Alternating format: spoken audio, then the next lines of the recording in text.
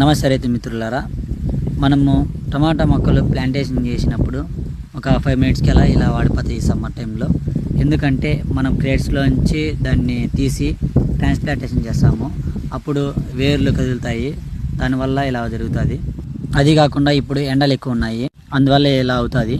కానీ మీరేమీ భయపడకండి, అవి మళ్ళీ ఒక 20 మినిట్స్ టు హాఫ్ అన్ అవర్లో సెట్ అయిపోతాయి. ఇప్పుడు చూడండి, నేను అదే సార్లే మళ్ళీ వీడియో తీశాను, ఎందుకంటే నాకు అది తెలుసు కాబట్టి. అలా డౌన్ అయినా కూడా మళ్ళీ రిటర్న్ బౌన్స్ అవుతాయి అవి అనేసి.